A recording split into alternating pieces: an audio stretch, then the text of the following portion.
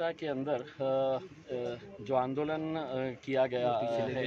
हमने लोगों से आह्वान किया था कि शांतिपूर्ण तरीके से कोल्हापुर के अंदर और ख़ास तौर से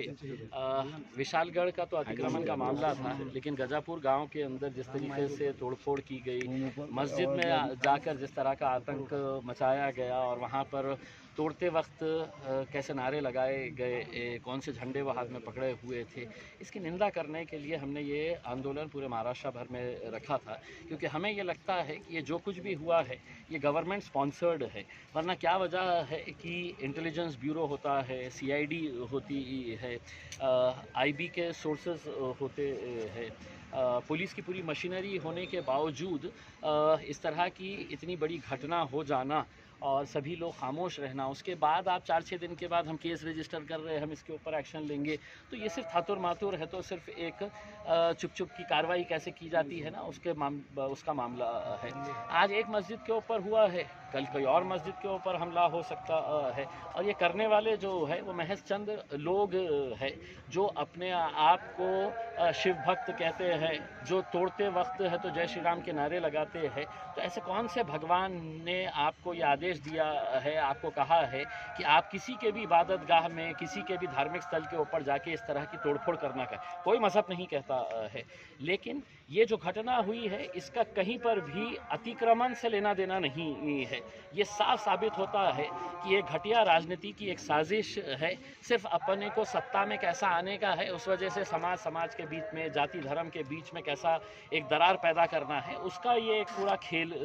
है, जिसका शिकार जो है वो वहाँ के गरीब मुसलमानों के घरों के ऊपर हमला करके किया गया, जिनका कोई लेना देना नहीं है। सर,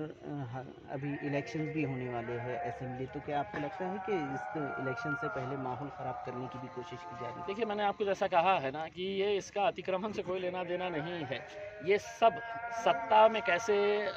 आया जा सकता है, तो हर राजनीतिक पार्टी अपने अपने तौर के ऊपर ये गंदे खेल खेल रही है, लेकिन इसका बलि का बकरा किसे बनाया जा रहा है, इसका खामियाजा सबसे ज़्यादा किसको भुगतना पड़ रहा है, तो वो गरीब मुसलमान को जिसका कोई लेना देना नहीं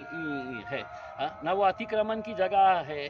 मस्जिद के अंदर इबादत करने के लिए लोग जाते हैं, और यहाँ पर इस तरीके की हरकतें होना ये मेरे हिसाब से निंदनीय है। और मैं तमाम लोगों से ये अपील करना चाहूँगा, ये करने वाले लोग जो है ये उंगली पे गिने जैसे लोग हैं, उसमें ज़्यादातर लोग जो है वो अमन चाहते हैं, शांति चाहते हैं, वो चाहे किसी भी जाति धर्म का, तो उनके साजिश का हम शिकार नहीं होना चाहिए। आज मुसलमानों को भी वरगलाने की कोशिश की जा रही है कि मुसलमानों ने भी कोई गलत कदम उठाना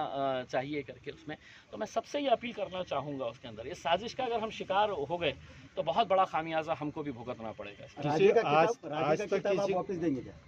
देखिए, मेरे को छत्रपति संभाजी महाराज जिन्होंने दुर्भाग्यवश इस हिंसक आंदोलन का नेतृत्व किया, उन्होंने आज से तकरीबन 3-4 साल पहले उन्होंने मुझे एक किताब दी थी शाहू महाराज के बारे में, और उन्होंने देते वक्त मुझसे ये कहा था कि आप ये पढ़िएगा कि शाहू महाराज का जीवन कैसा था, कि वो सभी जाति धर्म और मज़हब के लोगों को साथ में लेकर कैसा चला करते थे करके। वो किताब मैंने पढ़ी,